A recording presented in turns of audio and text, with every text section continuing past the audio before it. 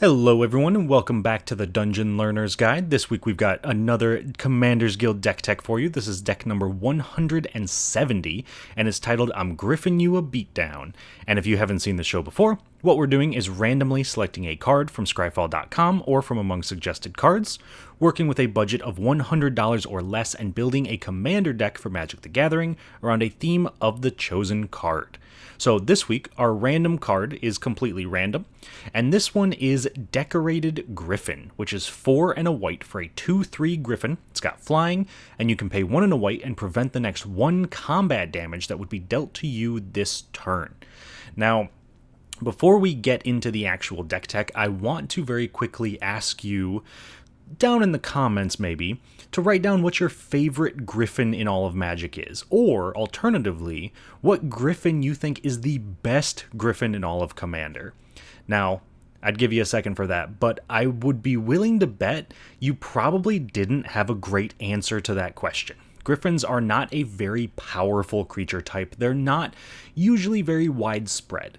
So when I saw this card come up as our random card of the week, I knew I had to try to build a Griffin deck.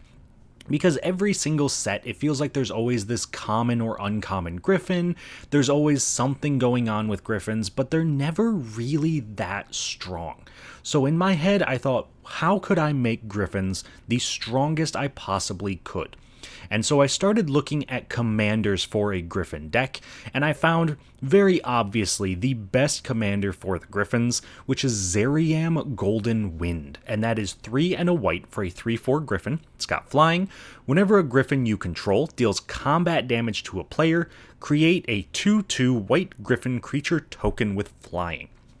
So there's a couple of reasons that this is by far the best Griffin commander they've ever made, and that is because there's no restrictions on Zeriam's ability.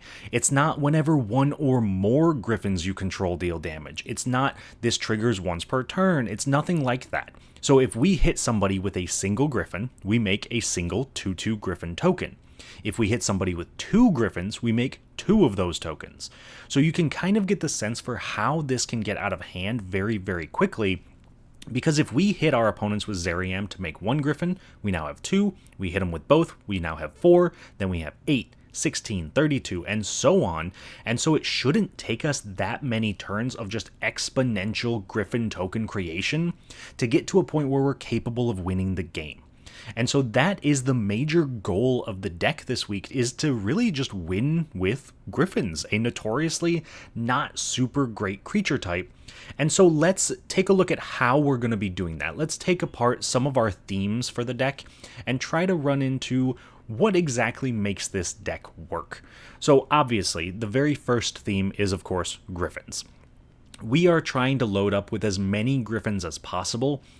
And like I said earlier, you'll notice a bit of a theme with our Griffins. They are, by all intents and purposes, not great. So for example, we have Silver Beak Griffin. It is 2 mana, a white for 2/2 Griffin, and it's got flying. Nice, simple, easy. Believe it or not, Silver Beak Griffin is actually one of the better Griffins in the deck. A 2 mana 2/2 flyer, pretty solid. Unfortunately, a lot of the Griffins in our deck tend to be 4 mana 2/3 flyers or 6 mana 3/3 flyers with no other abilities, and that is a very common statistic of Griffins. They tend to be a little bit overcosted and a little bit not super powerful when compared to other cards of their same mana cost. So with that being said, we had to find ways to take advantage of some of our smaller bodies on our creatures, and that is through implementing huge forms of card draw that are focused on our tokens, which can be represented by Welcoming Vampire. So Welcoming Vampire is 2 and a white for a 2/3 vampire. It's got flying. Whenever 1 or more other creatures with power 2 or less enter the battlefield under your control, draw a card. This ability triggers only once each turn. So yes, the once per turn restriction is very relevant here with Welcoming Vampire, but because we're hopefully going to be making at least 1 Griffin token every single turn with our commander, there's a very good chance that this is just every single turn we draw a card, And that's going to be very powerful over the course of the game because we kind of need to just throw our creatures into combat, and some of them may die, some of them may get chump blocked or not be able to get through combat damage. So it's very important that we can constantly refill our hands, and this also, like I said, helps us take advantage of some of our smaller creatures, because even Silverbeak Griffin is a 2/2 flyer. It would draw us a card with Welcoming Vampire. Notably, Zeriam is a 3 power creature, so Zeriam does actually get around a lot of our card draw effects and protection effects, but that's okay because we're really focused on the tokens. And so with that being said, let's get into our final theme, which is going to be protecting our board.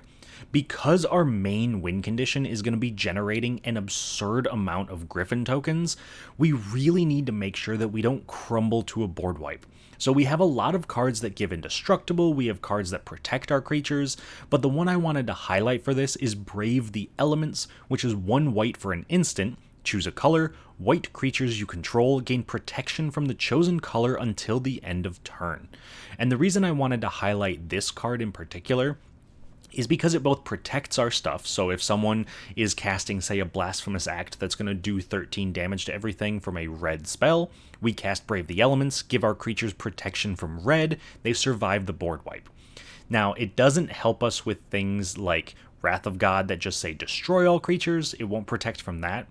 But it's also relevant beyond just protection, because if we are struggling to get through damage against, say, a mono black deck and they have a ton of black flyers, we can cast Brave the Elements to give our creatures protection from black, meaning they can't be blocked by our opponent's creatures. We swing in, either knock them out of the game right there, or make a ton more Griffins so we can just overwhelm them the next turn. So this is a great way to both protect our cards and protect our board, while at the same time pushing through the damage and advancing our game plan. So that is really what this deck wants to be doing. It really just wants to play a ton of Griffins, do a ton of damage, draw a ton of cards, and just kind of push through in ways that people may not expect. So with all of that being said, let's move on to our next piece of this deck tech and take a look at some of the key cards in this deck. And believe it or not, there's not a ton of Griffins in our key cards because it's a lot of support pieces that make the Griffins work.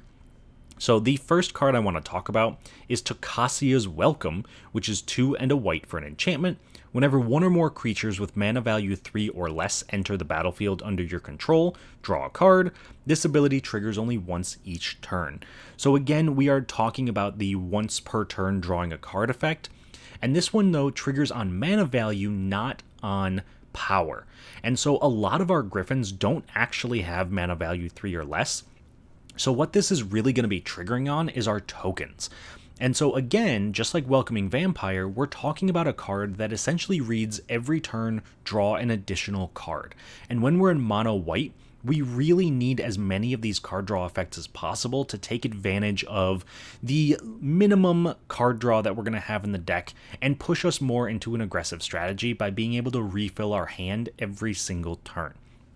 Our second key card that I want to highlight is going to be the only Griffin in our key cards list, and this is Zuberi Golden Feather. So Zuberi is 4 and a white for a 3/3. It says Summon Legend. Now it would be a legendary Griffin. Flying, Zuberi Golden Feather, of course, counts as a Griffin, and all other Griffins get +1/+1. So Zuberi here, for the longest time, really was the only Griffin commander in all of Magic. Unfortunately for Zuberi, Zeriam is just strictly better because it's going to give us a wider board, but Zuberi does still count as a key card because it is the only, well, I was going to say the only card that cares about Griffins. That's not 100% true. There are 2 other cards in the entire game of Magic, other than Zuberi and Zeriam, that care about Griffins. If you know what they are, let me know down in the comments. I'd love to see how many people know those off the top of their head. But Zuberi is the only Lord effect for Griffins in all of Magic. It's the only thing that gives Griffins +1/+1. Yes, there are other cards that would say, choose a creature type, that creature gets +1/+1. But Zuberi is the only one that actually cares about Griffins. So obviously it's got to be in here as a key card, as one of the few cards that actually does care about the Griffins. So we got to highlight Zuberi.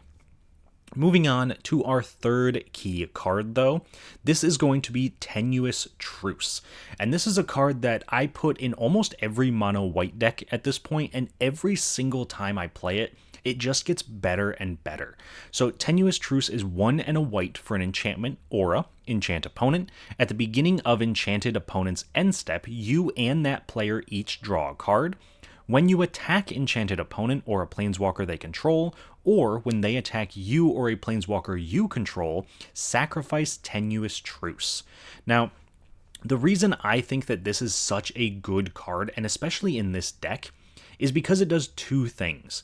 One, it acts as card draw because we're going to be drawing an additional card every single turn, but more importantly, honestly, it also provides us with a friend at the table because we are letting someone else also draw a card every single turn, and if either of us attack the other player, we sacrifice the Tenuous Truce. It is incredibly impressive how often you'll be able to play this and just know that the other player will not be attacking you for the rest of the game because they value that card draw more than they value attacking you. And when we are flooding the board with Griffins, that could be the difference between us making it to the end and winning, or just getting knocked out early on. Because if we know we have an opponent who will almost assuredly not be attacking us, we don't necessarily have to worry about leaving back any blockers, and we can kind of just focus on the other two players, kind of turning things into a 2v2 situation, which makes it a lot more efficient for us. And yeah, there will be times when the other player says, you know what, it's not worth it, I have to attack you to, get rid of the card draw, deal with what you're doing. That's perfectly fine, because at that point we've probably gotten at least a couple of turns out of it, and so it's gotten pretty much all of the value that we could ask for. So I really can't talk up Tenuous Truce enough. Every single time I play it in a game, it overperforms in my opinion. So if you've never given it a shot, I would highly recommend it. I think it's a super great card, especially in mono white or any cards that really want to be not necessarily attacking, but also not necessarily blocking, because Tenuous Truce is going to stop at least one player from coming at you. So that is enough rambling about our key cards, and the next thing we got to do is take a look at some cool interactions in the deck. Now, this first cool interaction is a pair of cards that do work well together, but I also did want to highlight them individually because I do think they are just really worth the inclusion in the deck. So I want to highlight Zeriam Griffin and True Conviction. So Zeriam Griffin doesn't look like much. It's 3 and a white for a 2/2 Griffin, and it has banding and flying. And True Conviction is 3 white, white, white for an enchantment. Creatures you control have double strike and lifelink. So these two don't immediately look like they do too much together, but believe it or not, Zeriam Griffin is probably the best non-commander Griffin in the entire deck, simply because it has banding, and we can use banding to some very unique effects in this deck, because if we make enough Griffins, we can actually use Zeriam Griffin to block with a ton of other Griffins. They would block as a band, and then we get to decide how combat damage is dealt, which means we can assign non-lethal damage to all of our blockers, maybe take out an attacker and not lose any Griffins. But that becomes even more effective when we have True Conviction and our creatures have double strike and lifelink, because then we can use the double strike to pretty much kill anything that attacks us, or even just take out our opponents. But with the banding, we're able to block massive creatures with our small Griffins and still take them out without really losing anything in return, and also gain a ton of life. So if at any point we do need to let a creature through, we've gained enough life that it's not going to really be relevant. And that is a lot more powerful than it sounds. I know it's kind of crazy to say a 4-mana 2/2 flying banding creature is one of the best cards in our entire deck, but it really is, and with True Conviction it just gets better. So I did want to highlight both of these cards and the ways that they can work together. Moving on to our next cool interaction though, this one is going to be between Fearless Fledgling and Core Cartographer. So Fearless Fledgling is 1 and a white for a 1/1 Griffin, has landfall. Whenever a land enters the battlefield under your control, put a +1/+1 counter on the fledgling, and it gains flying until the end of turn. So this is one of 2 Griffins in the deck that actually have landfall. This one puts a counter on it, the other one just gets +1/+1 until the end of turn, so I would argue this one is a little bit better, but it doesn't get flying naturally unlike the other one, so there's a bit of a trade-off. But we're going to partner this up with Core Cartographer, which is 3 and a white for a 2/2 Core Scout. When it enters the battlefield, you may search your library for a Plains card, put it onto the battlefield tapped, then shuffle your library. This is a great way to guarantee we're hitting our land drops, and we actually have a very strong ramp package in the deck. We have a lot of cards like Core Cartographer that are able to get more and more lands out of our deck. So there is a chance that Fearless Fledgling winds up coming down on the second turn of the game and growing just over the course of the game to be this unstoppable force, which doesn't look like much right now, but if it sticks around for 5, 6, 7 turns and it starts swinging as a 7/7, an 8/8, a 9/9 with flying, it can really start to pressure our opponents in ways that our normal 2/2s won't be able to. So I wanted to highlight that we do have some larger creatures in the deck, we just have to put in a little bit more work to get them there. So with all of that being said, let's move on to the actual budget portion of the deck tech and talk about how much this deck costs.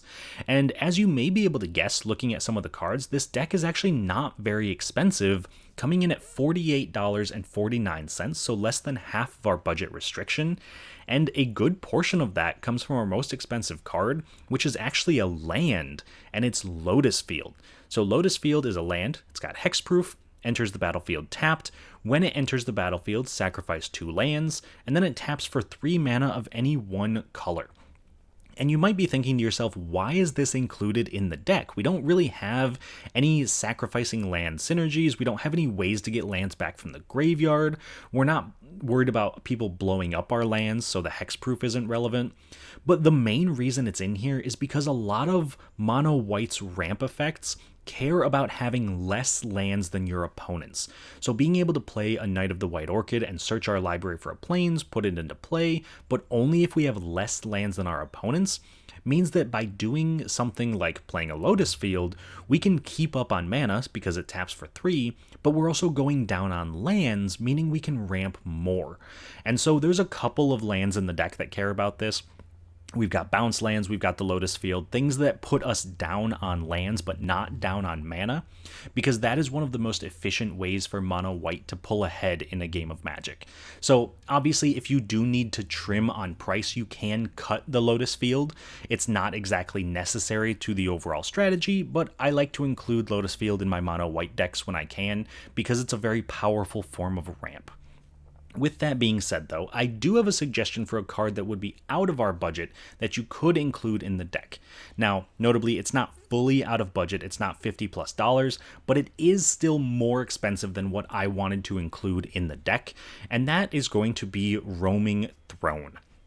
And Roaming Throne is 4 mana for an artifact creature golem. It's a 4/4, it's got ward 2. As it enters the battlefield, choose a creature type. Roaming Throne is the chosen type in addition to its other types.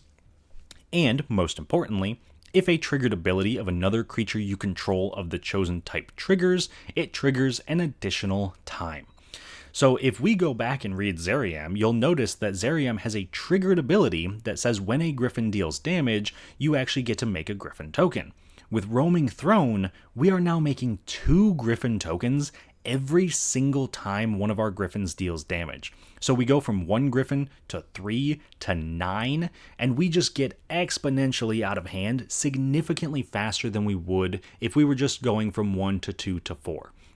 So Roaming Throne really pulls a lot of weight in this deck, and I think could be a phenomenal include, but at the same time, it is $21, so I understand if you don't want to go out and spend the money on it.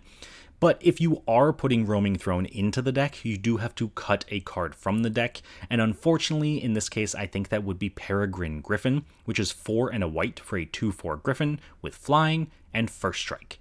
So like I said earlier, there are some Griffins that just have very bad stats. A 5 mana 2/4 flying first strike is really not what we want to be doing.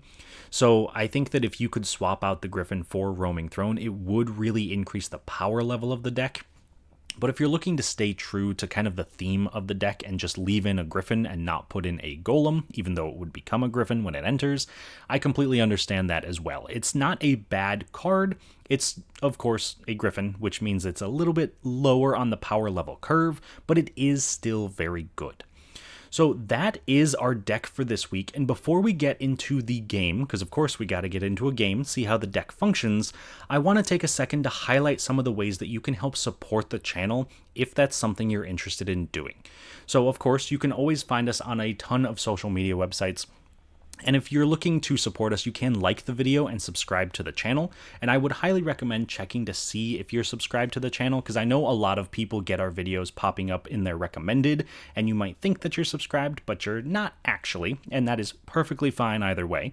But if you're looking to support us a little bit more directly, you can find us over on Patreon and right here on YouTube as a channel member, where you can join the amazing people listed below, such as William Swiftfoot, Doodle, Eric Way, Jeff Winger, Jeffrey Boos, Salty and Sunshine, Tyler Esme, Sven von Nimwegen, Paddywhack, Richard, Devin Purser, and Brian Haney. So to all of you, thank you all so much, and like I said, if you'd like to join the list below, check us out on Patreon or right here on YouTube as a channel member. So with all of that out of the way, let's jump into the game. Let's see who our opponents are for this week and see how we're going to stack up. So this game is going to be played, well, already has been played over on One More Game MTG on Twitch, so Chris's Twitch channel, who is going to be playing Laughing Jasper Flint, and we are joined by a couple of other people. We have Brian playing Ramos Dragon Engine, and then we also have Foxy's Proxies playing Raffine's Scheming Seer. So, like I said, this is a game that has already happened. I will, of course, not spoil anything for you, but we'll run through each of the decks and talk a little bit about them, and then we'll get into the game. So starting off with Chris playing Laughing Jasper Flint, which, very interestingly enough, it was his own preview card for Outlaws of Thunder Junction, so a huge shout out to Chris for getting his first preview card, and an awesome one at that. So Laughing Jasper Flint is kind of a theft deck. He wants to steal his opponent's things, he wants to make a ton of mercenaries, and it really is just mercenary and theft, which is very on brand, I think, for both of those things. Plus, Laughing Jasper Flint is a lizard rogue. Like, that's just really cool, so how do you get better than that? Moving on, we have Brian playing his Ramos Dragon Engine deck, and this is a +1/+1 counter deck. Normally, when you see Ramos, you kind of assume it's going to be charms, or maybe just a bunch of cards with multiple colors. But I really like the fact that Brian is leaning into the +1/+1 counters, because there's ways to double counters, there's ways to benefit from putting counters on your creatures, and since Ramos just kind of naturally gets those counters over the course of the game, I think that's a super unique build. And I'm very interested to see some of the specifics that he's got in the deck. And then finally, we have Foxy playing Raffine's Scheming Seer, which really does just care about drawing cards, discarding cards, attacking. I believe that Foxy's build specifically focuses on tokens. He wants to make as many creatures as possible, so that way when he attacks, he connives as much as possible. And Raffine is always a terrifying commander to sit down and play against. So that is definitely the card to be on the lookout for, I think, in this game. But let me know down in the comments what you think of each of these commanders. Let me know who you think is going to be winning if you haven't already seen this video. And of course, please do like the video and subscribe to the channel. But beyond that, I'll talk to you all once the game is done. I hope you all enjoy it. At the start of the game, Chris goes first, followed by myself, Brian, and then Foxy. On Chris's first turn, he plays a swamp. I play a plains. Brian plays a myriad landscape. Foxy plays a creeping tar pit. Chris plays a mountain and casts Valky, God of Lies, making each opponent reveal their hands and letting Chris exile a creature from each of them, taking an Unyaro Griffin from me, Krenko Tin Street Kingpin from Brian, and a Doom Whisperer from Foxy. On my turn, I play a Demolition Field and cast Tenuous Truce, enchanting Brian, so at the end of his turn, he and I both draw a card, but if either of us attack the other, then we're forced to sacrifice the enchantment. Brian plays a Seaside Citadel, then, at the end of his turn, he and I both draw a card. Foxy plays a Bright Climb Pathway and casts Arcane Signet. Chris plays a Phyrexian Tower and casts Lightning Greaves, immediately equipping them to Valky, giving him Haste and Shroud. I play a Plains and cast Swiftfoot Boots. Brian plays a Nomad Outpost and casts Strionic Resonator, letting him pay 2 mana and tap it to copy target triggered ability he controls. Then, at the end of turn, Brian and I both draw a card, and also at the end of turn, Foxy swamp cycles Troll of Khazad-dûm, searching his library for a swamp and putting it into his hand. On Foxy's turn, he plays a Path of Ancestry and casts his commander Rafine Scheming Seer, letting target attacking creature he controls connive X whenever he attacks, where X is the number of attacking creatures. Chris plays a Spire of Industry and casts Jeska's Will, making 7 red mana since Brian has 7 cards in hand. This lets him cast his commander, Laughing Jasper Flint, making creatures he controls but doesn't own mercenaries in addition to their other types, and in his upkeep, exiling the top X cards of target opponent's library, where X is the number of outlaws he controls, being able to cast them until the end of turn. He equips Jasper with the Lightning Greaves, giving him Shroud and Haste. Then, with the remaining mana, he turns Valky into a copy of Krenko Tin Street Kingpin, letting him put a +1/+1 counter on it when it attacks, and make a number of 1/1 Goblin tokens equal to its power. Finally, he casts Dismember, losing 4 life, paying for Ward 1 to give Rafine -5/-5, killing her. He then moves to combat and attacks Brian with Krenko, putting a +1/+1 counter on it, making 2 Goblin tokens and doing 2 damage to him. On my turn, I cast Knight of the White Orchid, searching my library for a Plains and putting it into play since an opponent controls more lands than I do. I then play a Myriad Landscape and also cast a Mirror Shield. Brian plays a Necroblossom Snarl and sacrifices his Myriad Landscape to search his library for 2 basic lands, putting them into play tapped. Then at the end of Brian's turn, he and I both draw a card. Foxy plays a Swamp and casts Teferi's Ageless Insight, letting him draw an additional card whenever he draws a card, other than the first one he'd draw in each of his draw steps. Then he basic land cycles and Ash Barrens, searching his library for an island and putting it into his hand. In Chris's upkeep, Jasper triggers, exiling the top card of Foxy's library, which is a Mind Stone. Then Chris plays a Swamp and casts At Knife Point, giving his outlaws first strike on his turn and, once a turn, letting him make a 1/1 mercenary token whenever he commits a crime. He then attacks Brian for 2 with his Goblin tokens, and attacks me with Krenko, putting a counter on it, making 3 more Goblin tokens and doing 3 damage to me. On my turn, I play a Plains and cast my commander Zeriam Golden Wind, letting me make a 2/2 Griffin token whenever a Griffin I control deals combat damage to a player. I immediately equip it with Swiftfoot Boots, giving it haste and hexproof, and this lets me attack Chris for 3, making a Griffin token. Brian plays a Swamp and casts his commander Ramos Dragon Engine, letting him put +1/+1 counters on it equal to the number of colors of any spell he casts, and also letting him remove 5 counters to add 2 mana of each color. Then at the end of turn, Brian and I both draw a card.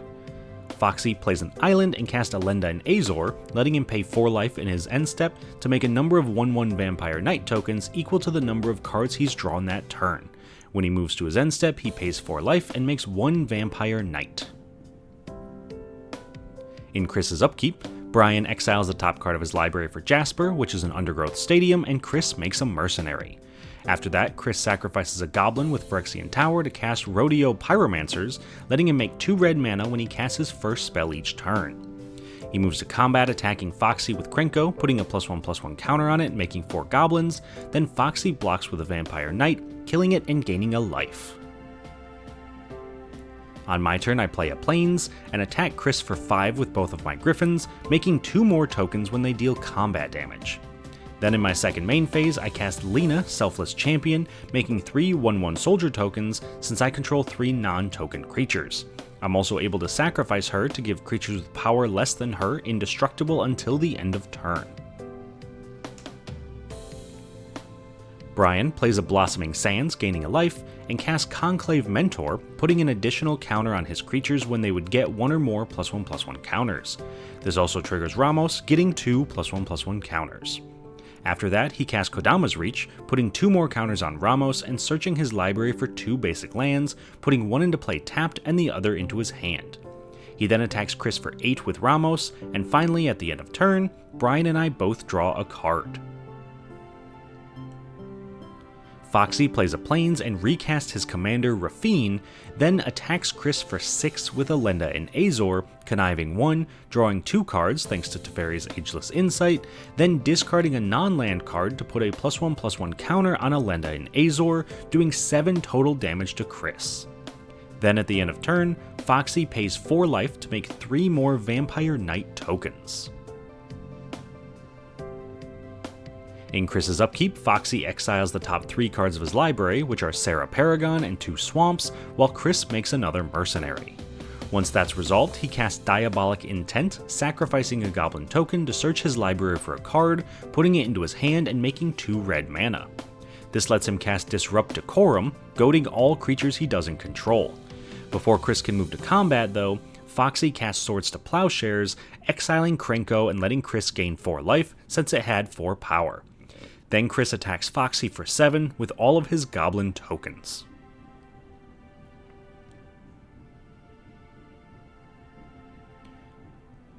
On my turn, I play a Plains and cast Secret Rendezvous, letting Chris and I both draw 3 cards. Since I'm goaded and don't want to lose the Tenuous Truce, I attack Foxy for 17 with all of my creatures. He blocks Zeriam with Griffin and Lena with a Vampire, killing the token, gaining a life, taking 11 damage, while I make 3 more Griffin tokens. Then in my second main phase, I cast a Spotted Griffin.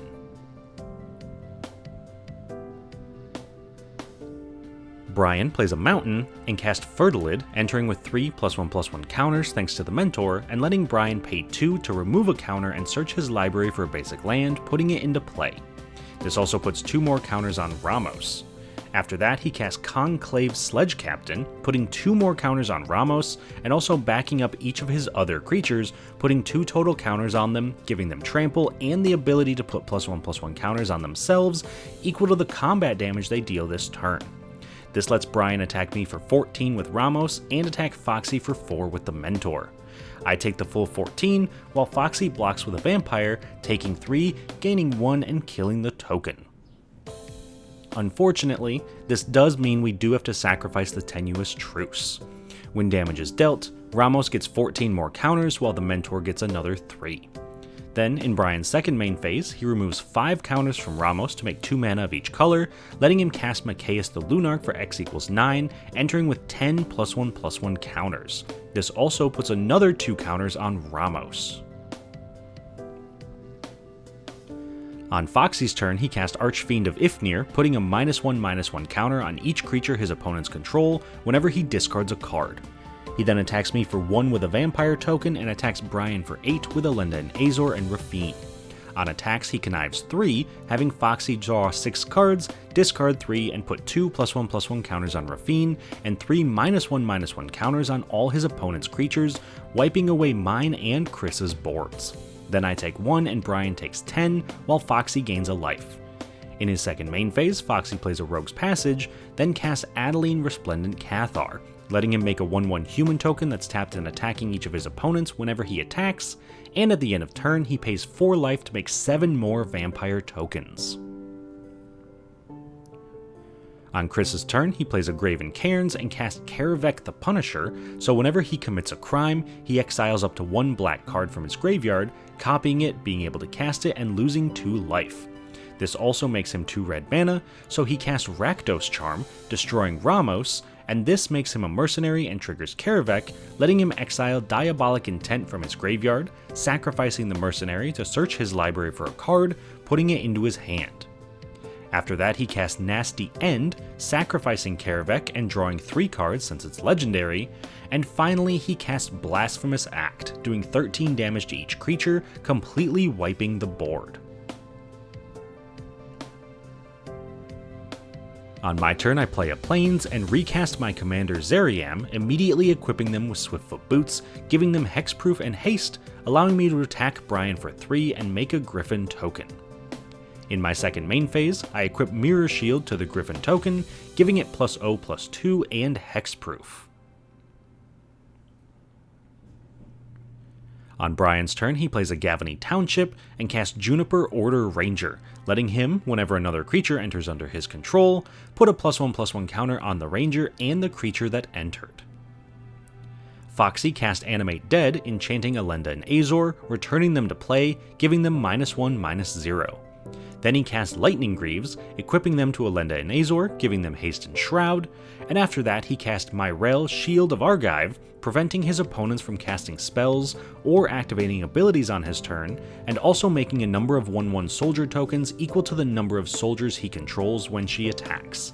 He equips her with the Lightning Greaves, giving her Haste and Shroud, using her to attack Chris for 3 and make a soldier token. In his second main phase though, Foxy moves the Lightning Greaves back to Elenda and Azor. On Chris's turn, he plays a Dragon Skull Summit and recasts his commander Laughing Jasper Flint, and also casts Prosper Tomebound, making a treasure token whenever he casts a spell from exile, and exiling the top card of his library in his end step, being able to play it until the end of his next turn, and this turn he exiles Grenzo Havoc Razor.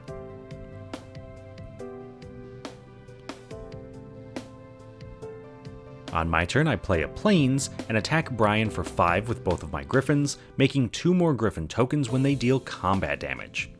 In my second main phase, I cast Teremco Griffin, which has banding, and finally I sacrifice my Myriad Landscape, searching my library for 2 basic lands, putting them into play tapped. On Brian's turn, he plays a Command Tower and recasts his commander Ramos.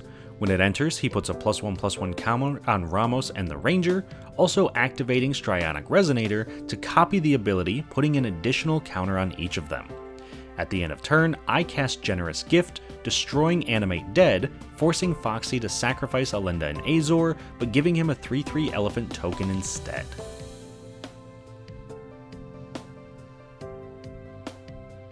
On Foxy's turn, he plays Morphic Pool, then casts Mystic Remora, letting him draw a card when an opponent casts a non-creature spell unless that opponent pays 4 mana. He then casts Doom Whisperer, letting him pay 2 life to surveil 2, and equips the Lightning Greaves to the Doom Whisperer, giving it Shroud and Haste.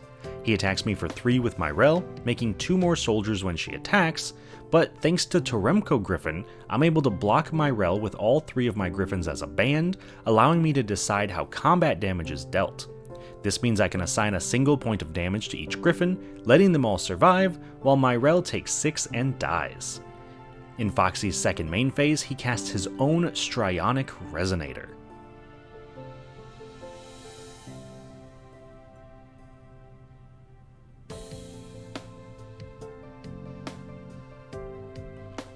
In Chris's upkeep, Brian exiles the top 2 cards of his library for Laughing Jasper Flint, exiling Tribute to the Wilds and Lux Artillery, while Chris makes a mercenary.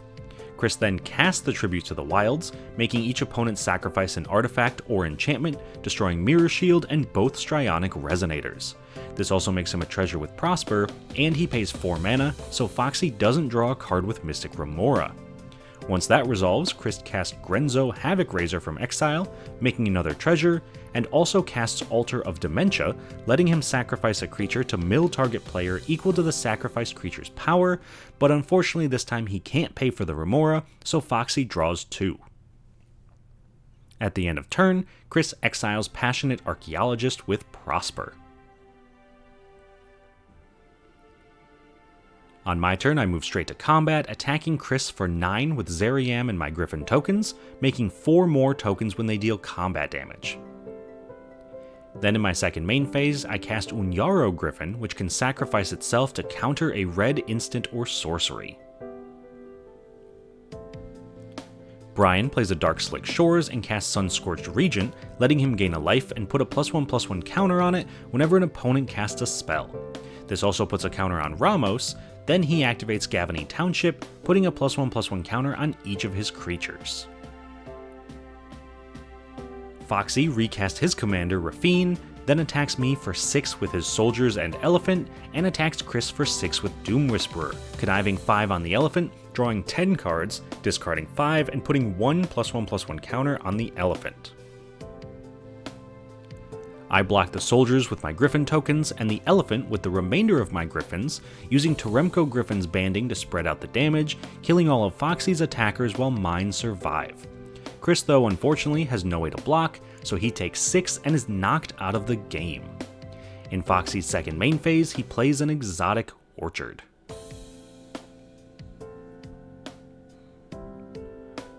On my turn, I again move straight to combat, attacking Foxy with all my Griffins except the Teremko for 19 total damage, knocking him out of the game and making 9 more Griffin tokens.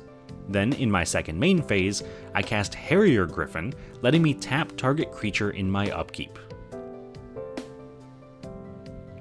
Brian plays a Dark Moss Bridge and casts Iridescent Hornbeetle, letting him make a 1/1 insect token in his end step for each +1/+1 counter he put on his creatures this turn. Notably, this puts another counter on Ramos, a counter on itself, and a counter on the Juniper Order Ranger. Then he activates Gavany Township, putting a +1/+1 counter on all of his creatures, and attacks me for 27 with all of his creatures, but before the damage, I cast Settle the Wreckage, exiling all attacking creatures and letting Brian search his library for 3 basic lands, putting them into play tapped. This means that even though Brian makes 7 insects at the end of his turn, on my turn I just have to untap and attack Brian with my entire board of Griffins for 42 total damage, knocking him out and winning me the game. Alright, so that was a sweet game. It was very cool to see everyone's deck really just kind of get to do what it wanted to do.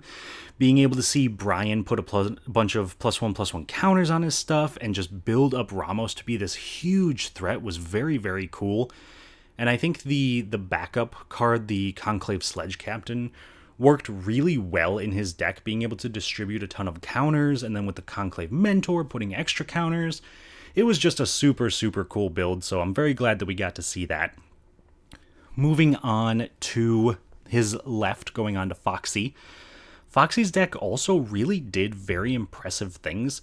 I think Teferi's Ageless Insight was definitely the MVP in his deck, letting him draw 2 cards for every 1 card he would draw, meant that he's conniving for 5, but actually drawing 10 cards, which is a huge swing in his favor. And like I said earlier, Griffin really is just almost always the threat, so I think it was very cool to see Griffin doing, well, Griffin things. And then Chris and his Laughing Jasper Flint deck, also very, very sweet. It is very cool to get to see someone that I would call a friend working with a commander that is a preview card of their own, so it's very neat to see him getting this respect and this kind of shout out that he deserves from Wizards of the Coast. So a very huge thank you to Chris for letting me be on for his game on his Twitch channel. But of course, we got to talk about his deck too. Very neat to see all of the outlaws and mercenaries, and I think it was kind of cool to see some of the cards that you don't really think of as outlaws, things like Grenzo, things like Prosper, that fit very, very well in the deck, but you don't normally think of when you're thinking mercenaries and outlaws and things like that. So I think there's a ton of different builds that you could do with Jasper Flint, and so I'm very interested to see what some of the future looks are at Jasper. And then, of course, we got to talk about our own deck. I was very happy with how the deck performed. Obviously, we wound up winning the game, but just being able to stick Zeriam early on and just keep swinging and never let up on the gas. And our opponents really couldn't find a great way to deal with what we were doing, because put up one, maybe two flying blockers, but when we're swinging in with 5, 6, 7 Griffins, on the last turn we swung in with I think 18 Griffins. There's really just nothing our opponents can do to stop that because there's just so much power coming through, and even just blocking one or two doesn't do enough to stop it because we're going to create, 15 more anyway. And even if they kill Zeriam, Zeriam's still going to trigger before he dies. So that is a huge mark in favor of this deck. But it felt very powerful. There were multiple times when I had protection spells in my hand and I didn't have to cast them because nobody was really able to deal with what was going on. So I'm sure there are some tables where if people are running more board wipes, this is not as great of a deck. But in this game where there were very few board wipes cast, although I say that, there were still 2 board wipes cast throughout the course of this game, it's still very powerful as a deck. So I'm very happy with it. Please do let me know down in the comments what you thought of the deck. If there's any cards you think that we should include or maybe that we should take out, please do let me know. But overall, I hope you enjoyed the deck tech. I hope you enjoyed the gameplay. Please do let me know down in the comments if there's any cards you'd like me to build around in the future. And as always, please do like and subscribe to the channel. So thank you all so much for watching. Hope you all enjoyed it, and I will see you all on the other side of the Dungeon Learner's Guide.